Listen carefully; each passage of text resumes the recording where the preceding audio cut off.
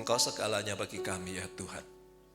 Dan kami bersyukur kalau sampai hari ini di tengah segala kesulitan yang kami hadapi, di tengah segala keadaan yang hari ini kami sedang lewati Tuhan, di tengah jalan yang gak mudah, kami mau tetap berkata, Engkau segala-galanya bagi kami.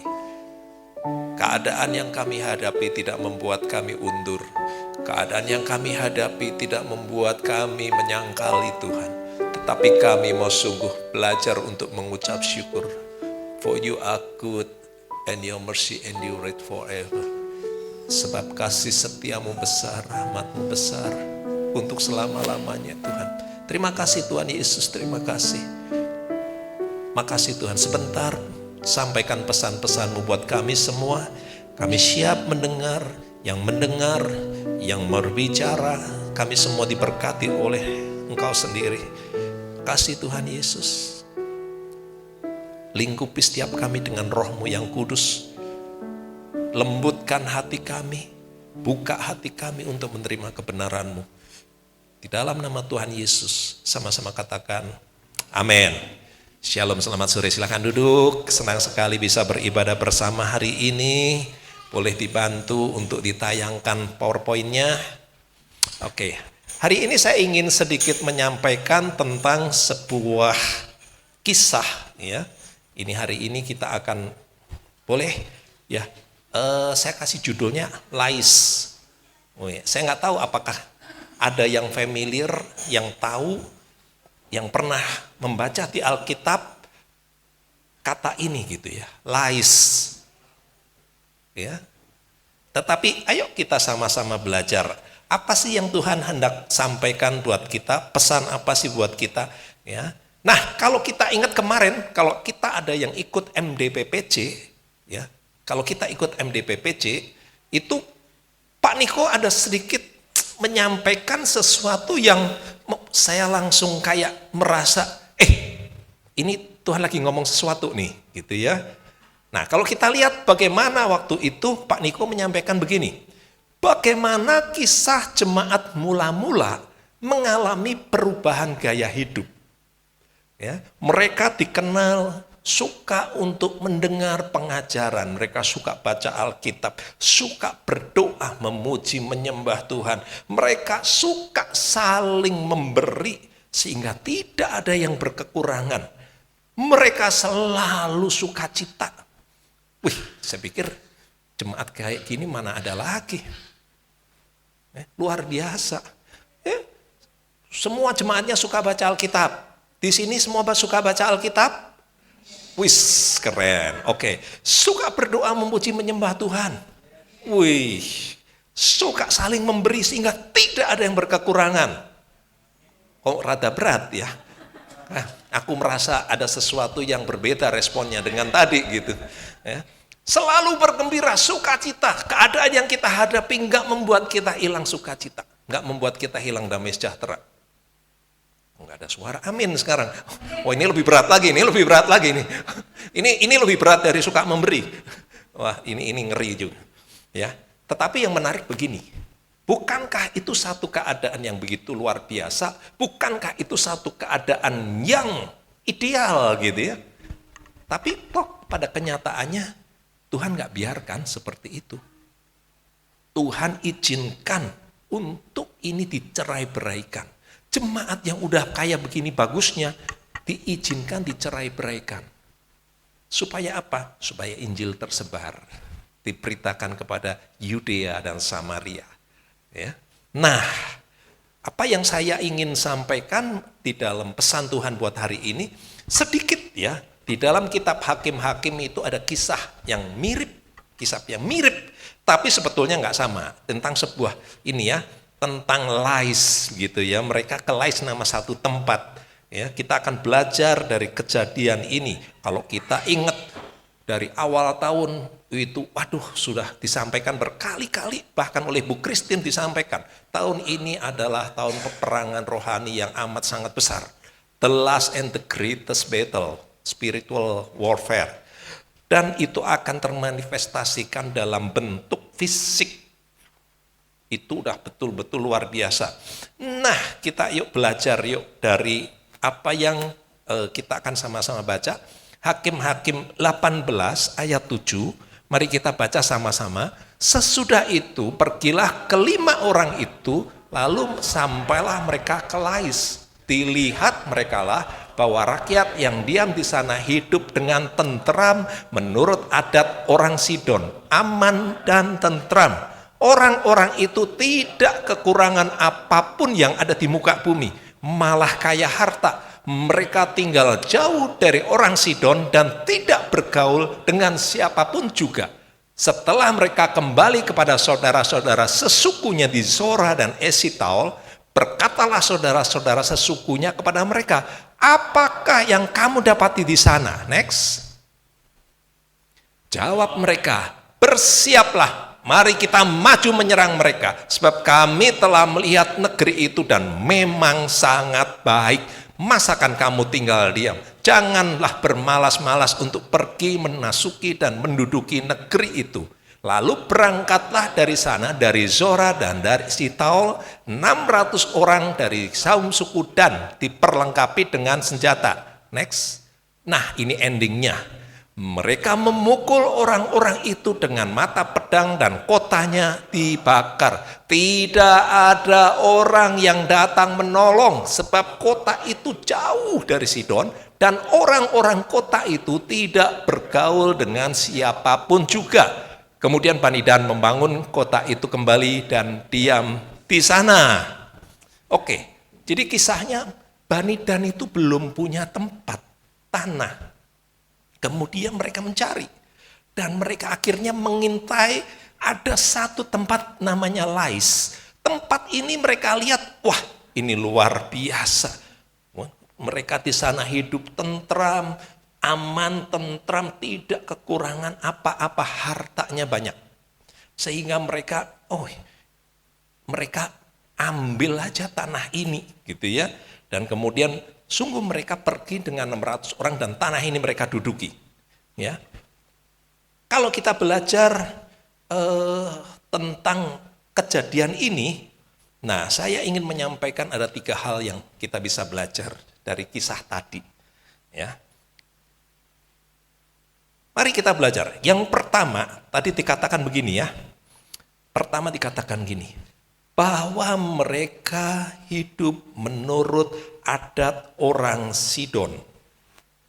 Mereka hidup menurut adat orang Sidon. Nah, mari ya. Oke, next. Ya. Yang pertama, mereka hidup dipengaruhi oleh adat orang Sidon. Ya.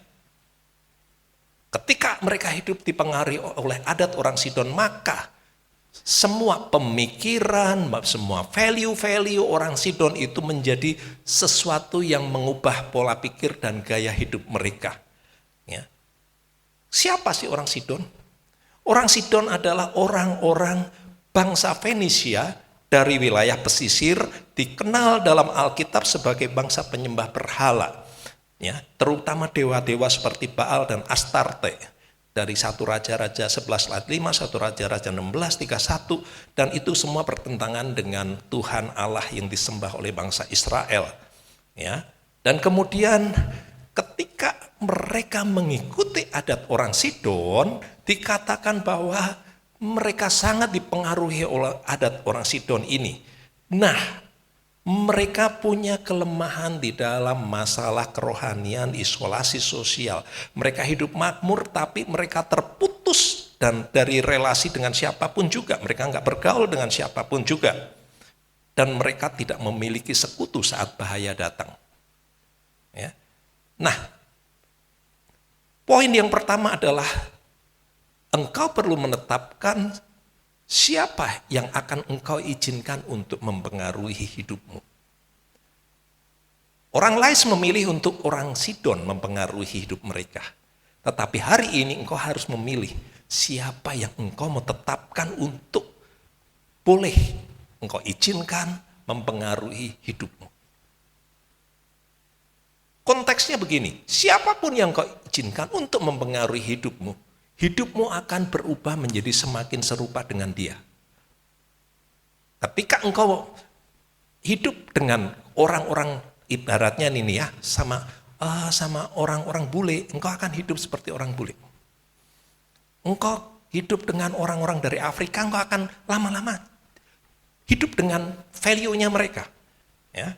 Nah, di situ mereka hidup tenang, damai, semua tampak baik-baik, ya, tampak makmur, tetapi ini justru menjadi jerat bagi mereka dengan rasa aman yang palsu. Mereka nggak perlu komunitas, mereka nggak merasa perlu bergaul dengan siapapun juga. Mereka tidak hidup dalam kewaspadaan, bahkan mereka tidak merasa perlu untuk punya Tuhan. Ya. Hari ini, di poin pertama ini, engkau perlu untuk punya ketetapan siapa orang yang engkau izinkan mempengaruhi hidupmu. Siapa yang engkau mau jadikan, tempatkan sebagai otoritasmu. Ya. Engkau boleh pilih, tetapkan siapa. Yosua punya orang yang dia tetapkan, Musa. Elisa punya orang yang dia tetapkan untuk mempengaruhi hidupnya. Ya, izinkan Elia. Rehabeam, anak Salomo, ketika Rehabeam baru menerima tahta, maka muncullah gejolak di masyarakat. Muncul dan mereka minta untuk keringanan. Nah, kemudian dia minta nasihat sama beberapa orang tua-tua, tetapi toh pada akhirnya Rehabeam memilih untuk mendengar nasihat dari teman-teman sebayanya, anak-anak muda sebayanya. Dan akhirnya kerajaannya Tuhan izinkan untuk dibelah. Ya. Siapa yang kita ikuti, siapa yang kita idolakan, siapa yang kita izinkan mempengaruhi kita akan mempengaruhi pola pikir kita. Pola pikir kita akan mempengaruhi pola tindak kita. Pola tindak kita akan menjadi kebiasaan dan akhirnya menjadi karakter dan akan menentukan masa depan kita. Setuju, katakan amin. Ya. Generasi yang ada saat ini mereka membutuhkan otoritas. Ya. Generasi yang ada saat ini mereka membutuhkan otoritas. Banyak sekali mereka nggak kenal Tuhan. Mereka hidup tidak lagi memuliakan Tuhan. Nggak ada aturan, nggak ada hukum yang mereka hidupi, yang menegur ketika mereka salah. Mereka nggak menghormati otoritas. Berapa banyak hari ini kita melihat, oh anak-anak muda nggak lagi hormat dengan otoritas, dengan orang tuanya, dengan gurunya, dengan aparat pemerintah. Hari ini mereka semakin gak hormat. Kita bisa lihat dengan sangat nyata. Mereka nggak lagi menghormati. Nggak menghormati lagi bahkan dengan pemimpin di gereja. Just leader. Nggak juga. Dan nggak juga dengan Tuhan. Seringkali kita ketemu dengan udahlah, jangan ikut campur. Jangan nanya soal kehidupan. Tentang kehidupan spiritual, kehidupan kerohanianku. Aku nggak mau ditanya bagaimana aku membangun hubungan dengan orang tuaku. Aku nggak nyaman untuk ditanya, nggak usah pengen tahu. Aku nggak butuh bahkan untuk orang lain. Aku nggak mau ada otoritas. Mau. Tetapi hari ini kita ketemu dengan generasi seperti ini. Please, jangan abaikan hal ini. Ya. Ketika kita belajar menundukkan diri kepada otoritas yang di atas kita, maka kita kudu menyadari satu hal. Ya, kita kudu menyadari satu hal. Bahwa penundukan diri ini bukan karena mereka sempurna. Bukan karena mereka nggak punya kesalahan. Bukan karena mereka nggak ada kekurangan. Oh bukan. Bukan. Ya, bukan karena mereka lebih pintar, lebih hebat. Oh anak-anak muda sekarang lebih pintar, lebih hebat. Ya, kita harus akui. Kita harus akui. Mereka lebih pintar, mereka lebih hebat. Orang tua menangnya apa? Pengalaman. Menang pengalaman. Tetapi kenapa sih kita mau menundukkan diri kepada otoritas? Yang pertama, karena otoritas itu sumbernya adalah Tuhan sendiri. Tuhan yang memberikan otoritas kepada pemimpin kita, kepada orang tua kita, kepada pemerintah kita. Dan kemudian yang kedua adalah Tuhan sendiri bekerja melalui otoritas yang diberikan. Tuhan bekerja di balik otoritas. So ketika orang kemudian memutuskan, aku tidak mau ada di bawah otoritasmu, aku tidak mau ada di bawah payung coveringmu. Dia pergi keluar dari payung spiritual yang dibangun oleh pemimpinnya, maka setiap peristiwa, setiap hal yang selama ini di-cover sama pemimpinnya akan langsung jatuh ke dia. Ketika dia keluar dari covering, maka setiap hal yang biasa selalu ditanggung oleh pemimpinnya, spiritual leadernya, itu akan langsung ditanggung sendiri. So we need leader to cover and to learn from. Kita butuh pemimpin-pemimpin untuk kita bisa belajar dari dia. Kita butuh pemimpin untuk cover kita, spiritual covering. Di mana katakan dalam Ibrani, mereka orang-orang yang berjaga-jaga atas nyawamu. Mereka mengajar, menegur, menasehati. Boleh next. Penunduk, ini udah di sini. Please, ini salah satu yang kontroversial ketika orang bilang, gua nggak mau menundukkan diri di bawah otoritas. Ketika orang merasa penundukan diri itu satu kelemahan, ini faktanya. Ketika orang bisa menundukkan diri, itu bukan kelemahan.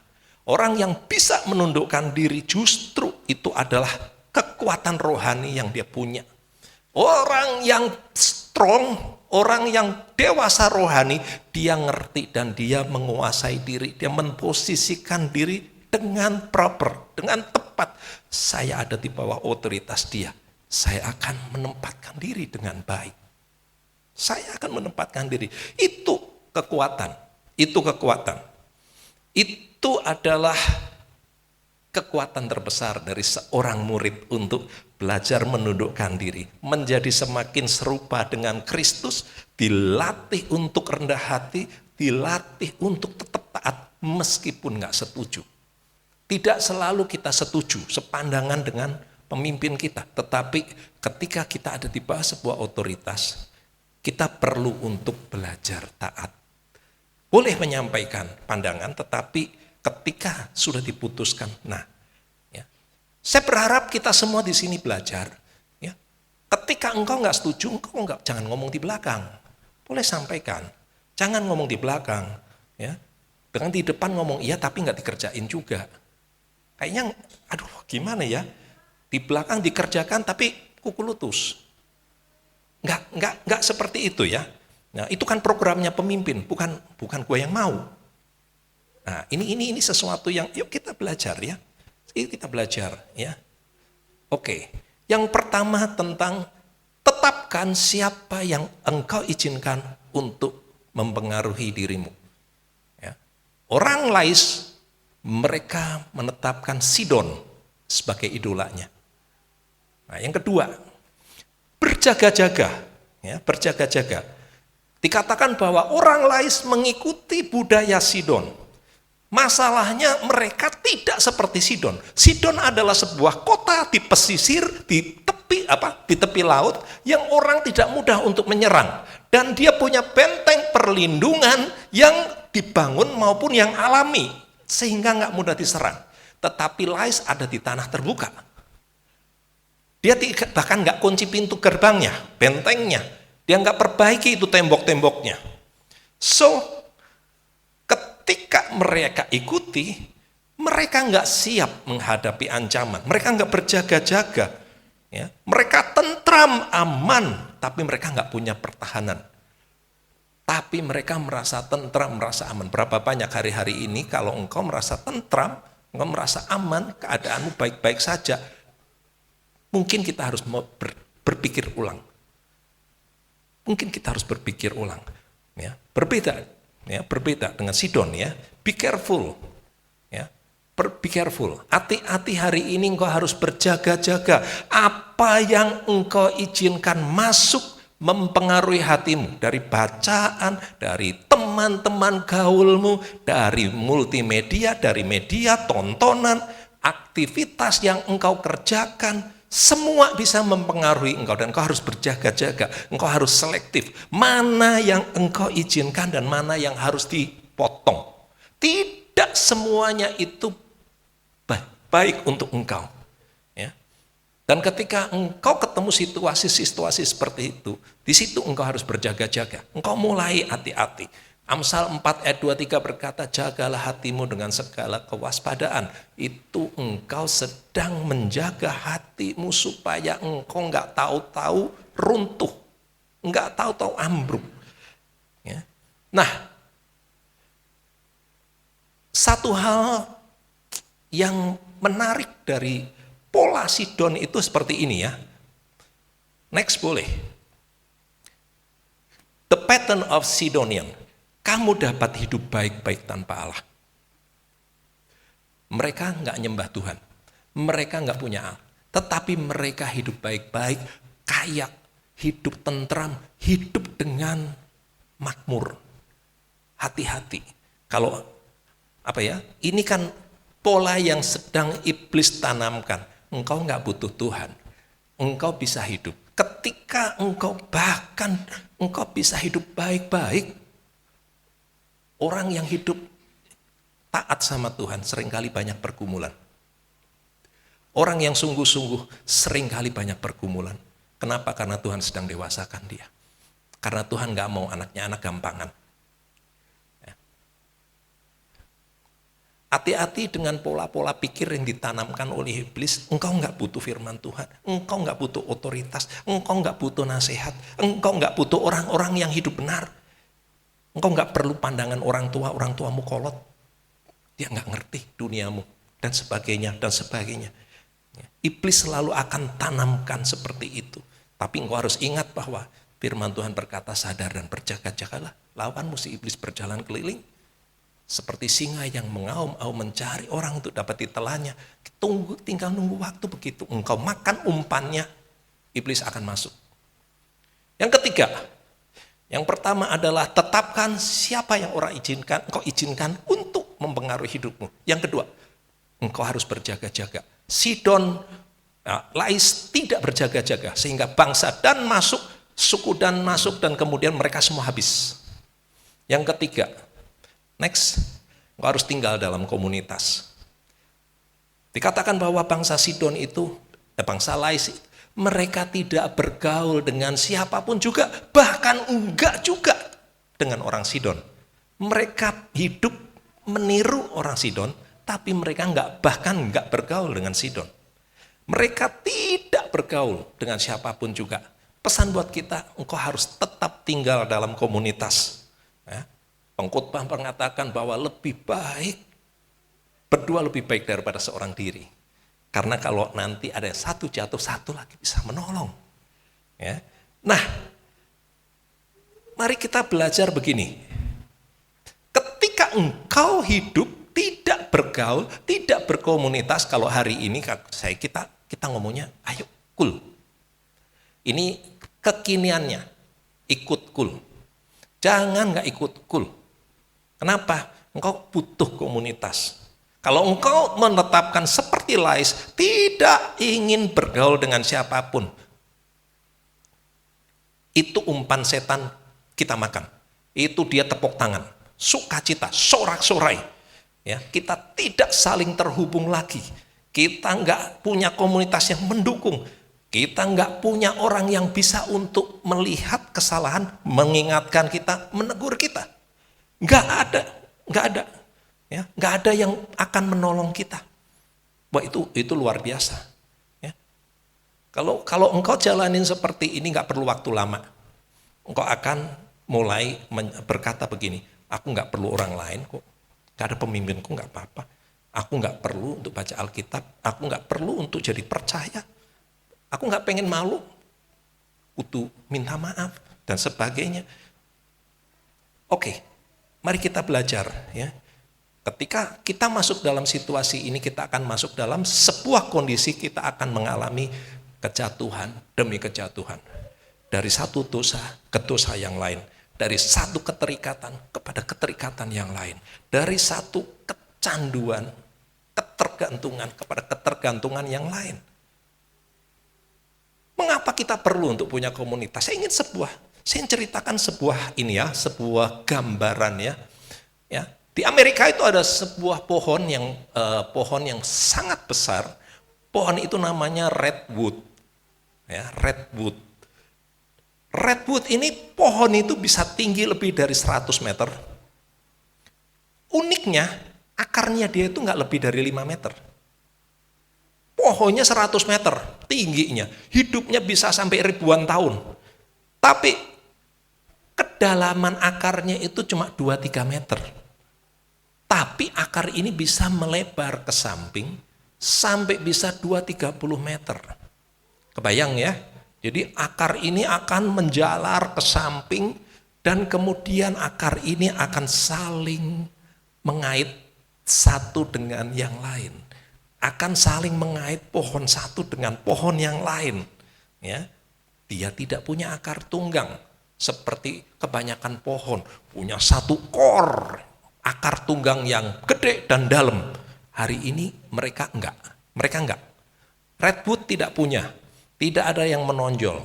Ya, mereka saling terkait. Boleh next gambarnya. Ya. Iya. Nah, ini gambaran akarnya itu seperti ini. Sehingga mereka boleh untuk bertahan ketika ada angin badai besar, pohon itu enggak tumbang. Pohon itu enggak tumbang. Kenapa? Karena akar mereka saling terkait satu sama lain. Mereka saling menopang. Ya, mereka saling menjaga satu dengan yang lain. Mereka enggak mudah tumbang. Sekalipun sebetulnya akarnya enggak terlalu dalam. Ya, mereka tahan dengan banjir, mereka tahan dengan angin. Ya, bahkan katanya pohon yang mati juga enggak tumbang. Karena saling terkait. Ya. Nah, mari kita belajar. Ya. Kita butuh satu dengan yang lain. Mari camkan baik-baik. Engkau bukan satu-satunya orang yang bergumul dengan masalah keluarga, bukan. Engkau bukan satu-satunya orang yang bergumul tentang anakmu.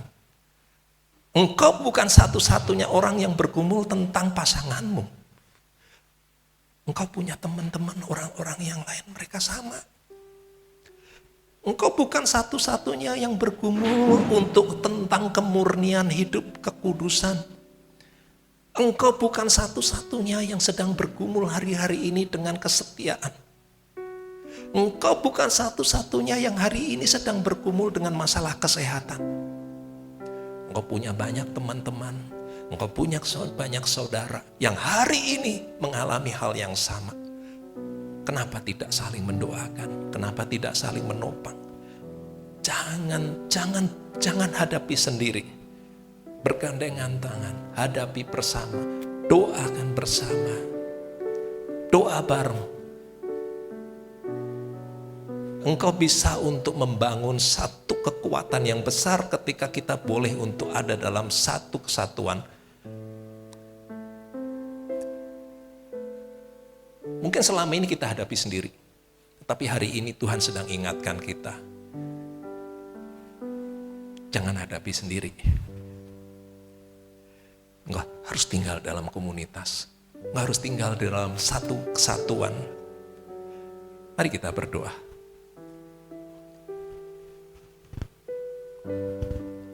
Kaulah segalanya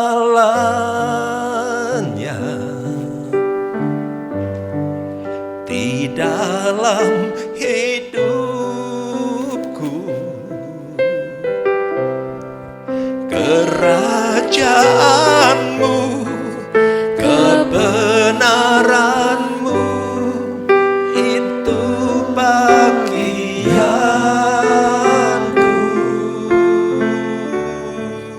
Kaulah yang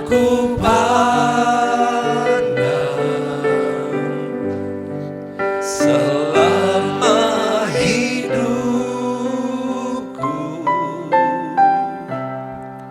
mengasihimu, memuliakanmu, Bapa dan Rajaku. Mari dalam sikap doa kita renungkan kembali.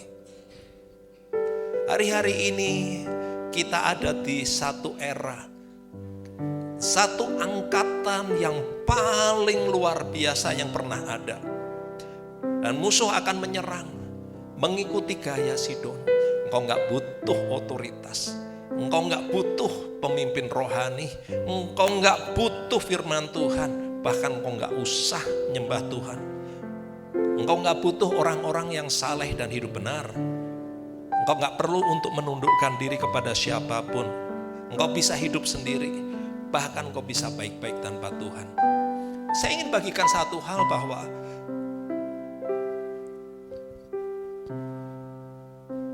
sebuah pohon, habitatnya adalah dia ada tertanam di tanah. Ketika dia dicabut, dia akan mati. Cepat atau lambat dia akan mati. Ikan habitatnya ada di air. Ketika dia dikeluarkan dari air, cepat atau lambat dia akan mati. Kita semua diciptakan sama Tuhan di dalam hadiratnya Tuhan. Gak ada yang terkecuali. Gak usah lihat hari ini hidupmu kayak apa. Tetapi kita semua diciptakan sama di hadirat Tuhan. Dan di situ habitat kita. Waktu engkau tidak lagi ada di habitatnya, enggak lagi di hadiratnya, cepat atau lambat engkau akan mati. Dan ini waktunya engkau untuk menimbang kembali. Mungkin kau berkata, "But Pastor, gua udah terlalu jauh. Gua udah terlalu jauh, udah terlambat. Bahkan gue udah gak pernah kontak sama orang tua gue. Gue udah gak punya hubungan sama mereka. Udah telat. Aku gak pernah lagi punya hubungan yang baik dengan pasanganku. Aku gak pernah lagi bangun komunikasi dengan anak-anakku. Bahkan aku gak pernah cerita apapun kepada spiritual leaderku. Tapi hari ini aku tahu, aku harus kembali. Aku harus kembali kepada Tuhan. Dan kau cukup berkata di dalam hatimu, Tuhan, aku butuh Tuhan. Dan juga engkau bisa berkata, aku butuh spiritual covering. Aku ingin ada di bawah otoritas. Kalau ada di antaramu yang seperti itu, di dalam hatimu berkata, mari taruh tangan kirimu di dadamu, angkat tangan kananmu. Kita akan berdoa.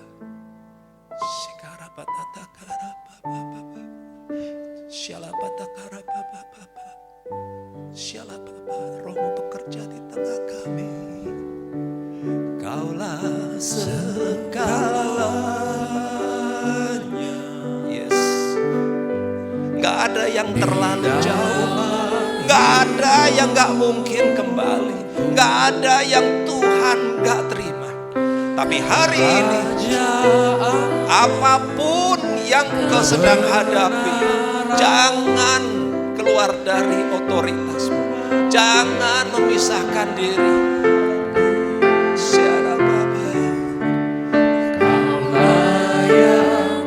Hanya Engkau Tuhan yang kami pandang. Seumur hidup kami.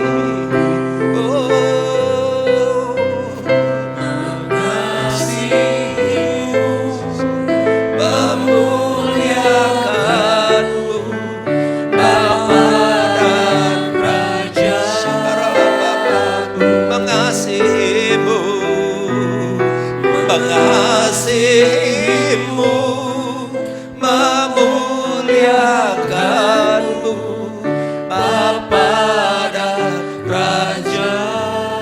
Tuhan, aku berdoa untuk setiap anak-anakmu Tuhan, laki-laki, anak-anakmu perempuan, yang sore hari ini di tempat ini, jujur di hadapan Tuhan, berkata, Tuhan, aku butuh Engkau.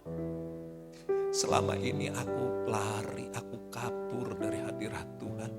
Tapi sore ini Tuhan, aku butuh Engkau. Tuhan peluk anak-anakmu laki-laki. Tuhan peluk anak-anakmu perempuan sore ini Tuhan. Yes. We need you more. We need you more than ever. Sikatara Bapa. Tuhan lawat setiap kami. Hati yang hancur Tuhan. Tuhan peluk. Terima kasih Tuhan. Terima kasih Tuhan.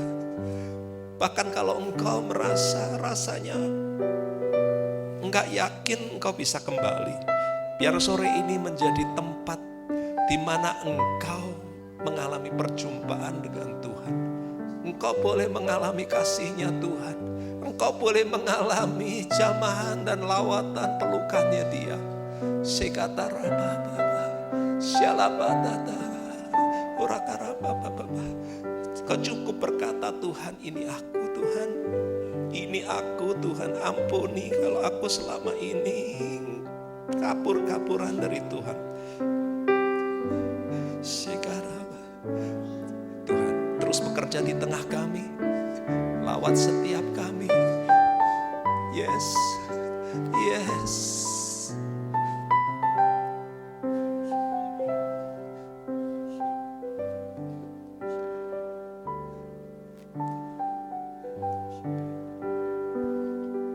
Biar aliran kasih-Nya Tuhan memenuhi setiap kita.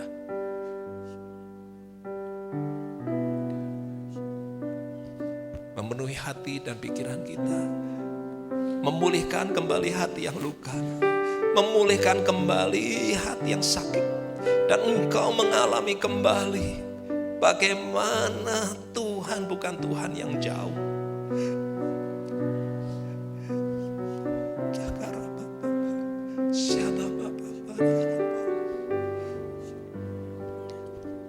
Sungguh besar dan kudus nama-Mu Bapa, ku selalu puji nama-Mu. Besar setiamu, rahmat-Mu di dalam hidupku. Bapa,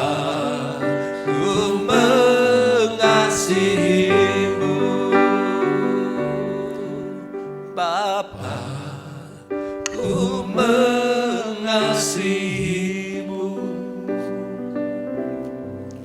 Bapa, ku mengasihi-Mu.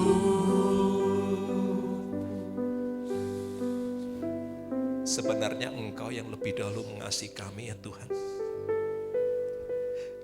Dan kami bisa mengasihi Tuhan karena kami lebih dulu menerima kasih-Nya Tuhan. Kasih Tuhan Yesus. Makasih Tuhan. Kasih Tuhan. Makasih Tuhan. Makasih.